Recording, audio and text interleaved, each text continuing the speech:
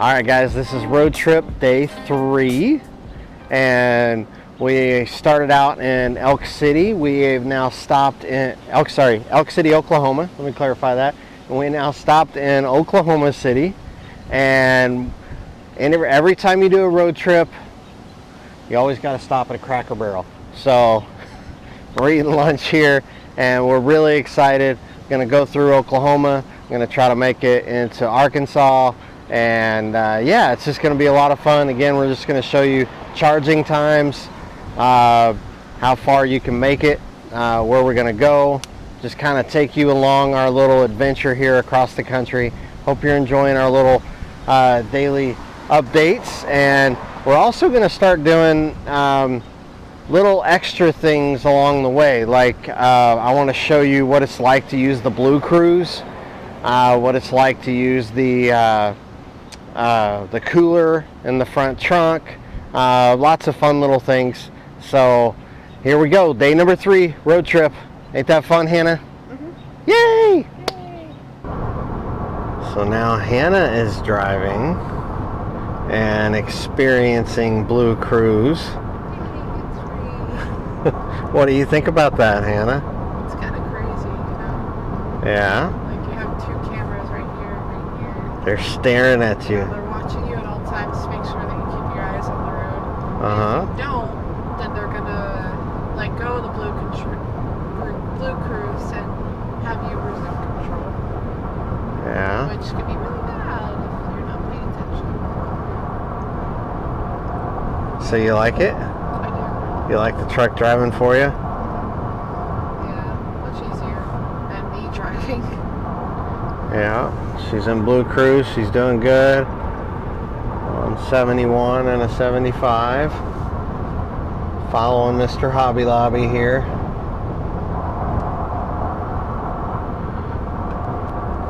Is this the best way to do a road trip? Yes.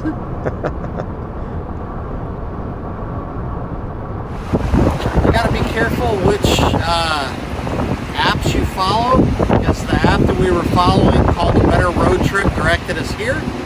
So in general it seems like a good app, but it's called the Better Road Trip. I wouldn't actually recommend it right now. It guided us here and nothing. These things are dead. So I looked up another app, and told us to go about 15 miles away. We got about 60 miles left of range. This is the reason why you do not stretch it. So we went about another 15 miles. We got 44 miles of range left, and we found this other thing. If you look there, it looks like it's working, but if you also look outside, it just happened to start thunderstorming. So this does seem to be a bit of a problem with EV chargers, because they kind of put them in places like almost like they're not expecting people to use them. Like gas stations, you have a thing overhead and, you know, kind of blocking storms out and stuff, but this station has nothing over us. So we're just going to park here for a minute and wait out the storm, because something tells me you probably shouldn't charge an electric vehicle during a thunderstorm. We're in the same spot. This place is called the Francis EV Charging, that I found through an app called A Better Road Trip. Now, some people may like that app, so if you do, great. So basically I look it up, it gives me a bunch of chargers like all over that are saying, and they all say fast chargers, like this one here. It actually plans out the trip for you, and that sounds really good. So the app directed me to the bad stations, and then I had to use that app to find another one, because there was no superchargers type thing, really ultra fast chargers anywhere near here. So advice for you, stick with like Electrify America or Tesla superchargers and the ones that are going super fast, and then it'll take you 30-45 minutes 50 minutes, maybe max, maybe an hour at the most, depending on how low you are, to charge instead of the 2.5 hours that it's taken us. So I just wanted you to be aware. In summary, it took 2.5 hours to charge from 17% to 92% at what they call a fast charger. So as you're planning your trip across the country, don't just trust these random apps.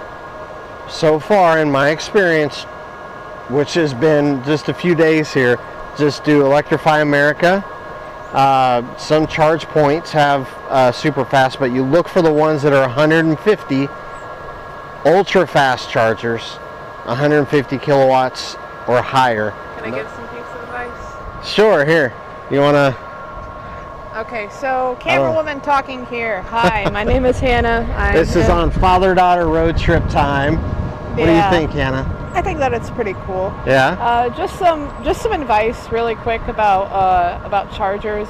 Speaking, I am not the expert on this, but basically, I would suggest to plan out your chargers, because considering that there are far less than gas stations and that they are not readily available, especially a supercharger, I would recommend that you plan out the chargers at least a day in advance, so that you're not stuck with, like, say 20% of charge and you're like, oh crap, we have to find a station, and then it ends up taking like 2 hours of your time. So I would recommend look for the nearest supercharger and plan your day around that. It doesn't matter like, you know, like if you have a planned route, then maybe plan the supercharger around that route. But I would recommend find the nearest supercharger, go to it, charge really, really fast, and then, I don't know, just continue on your way. Go to the next supercharger, huh? Yeah. It's much easier, trust me. Otherwise, you're going to be stuck in this situation.